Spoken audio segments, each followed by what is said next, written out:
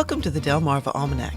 Each week we connect you to the best of Delmarva. Now here's naturalist Jim Rapp to tell us about some of Delmarva's wildlife refuges.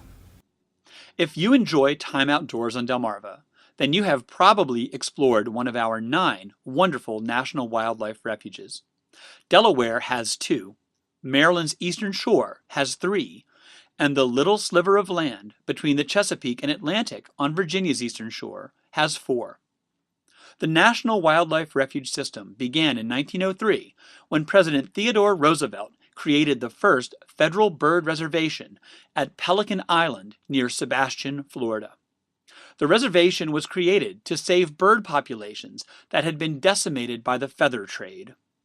At that time, entire flocks of nesting herons and egrets were routinely slaughtered so that elegant breeding feathers could be sold and stuck on ladies' hats for fashion.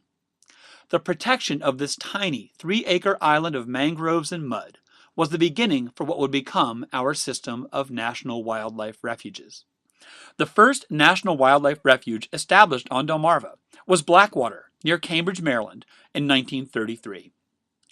Blackwater was followed by Bombay Hook, near Dover, Delaware, in 1937, and Chincoteague in 1943.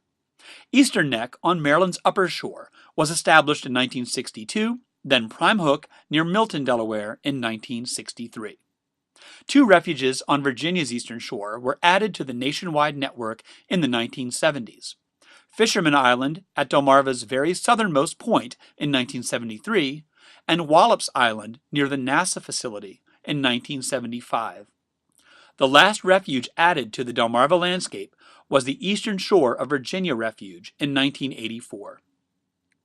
One of our most interesting national wildlife refuges is also one that is closed to the general public and impossible to reach by land, as it is located 11 miles west of Crisfield, Maryland, in the middle of the Chesapeake Bay.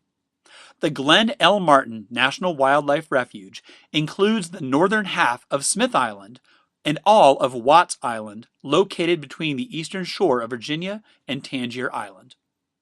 The Wildlife Refuge was first established in 1954 through a 2,569-acre donation from aviation pioneer and waterfowl enthusiast Glenn Luther Martin, one of the most interesting characters in Delmarva conservation history. Glenn Martin was born in Macksburg, Iowa in 1886 and later moved to Salina, Kansas so that his father could run a wheat farm. As a young boy, he was fascinated by flight, in the form of geese and ducks migrating over the Midwestern prairies and flying and fabricating kites, which he sold for 25 cents apiece in a little factory he made in his mother's kitchen. Inspired by the Wright brothers' first airplane flight in 1903, the same year that Pelican Island Refuge was established in Florida, Glenn Martin tried his hand at building an airplane. After several failed attempts, Martin made his first successful short flight using an airplane made of silk and bamboo.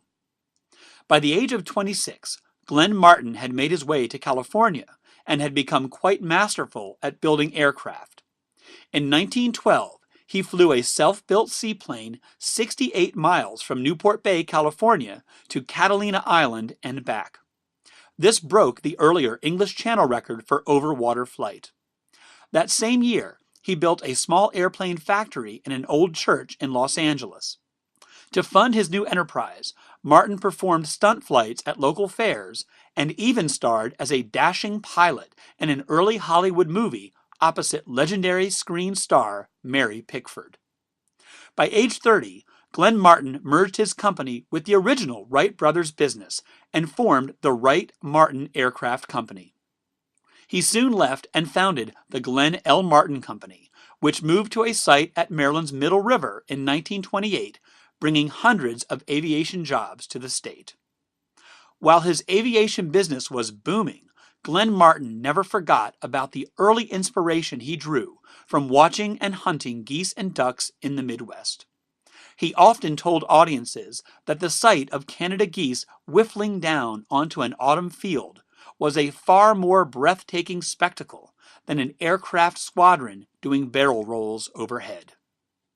In the 1940s, Martin purchased farmland in Kent County, Maryland, and began to improve the habitat with ponds and fields for migrating geese. Around this time, Martin also purchased the marshes and sandy islands north of Smith Island. Martin's Kent County property was eventually sold to the DuPont Company and renamed Remington Farms, known today as Chesapeake Farms. In 1954, Martin donated the 2,569 acres near Smith Island that would become the Glen L. Martin National Wildlife Refuge. He died just 1 year later in Baltimore on December 5, 1955. Following his death, the Glen L. Martin Company merged to become the Martin Marietta Corporation in 1961. Martin Marietta merged with the Lockheed Corporation in 1995, forming the U.S. aerospace and defense contractor Lockheed Martin. Today, the Glen L. Martin National Wildlife Refuge totals 4,548 acres of Chesapeake wilderness. The marshes, creeks, and ridges of the refuge provide an important winter home for migratory waterfowl, including black ducks, northern pintails, long-tailed ducks, and tundra swans. In the spring and summer, the refuge provides nesting habitat in the marsh and on the beaches and ridges for a variety of gulls, terns, herons, egrets, rails, and songbirds. Peregrine falcons have raised young in a nesting tower installed in 1984. The Martin National Wildlife Refuge supports one of the largest colonies of nesting brown pelicans in the Chesapeake Bay.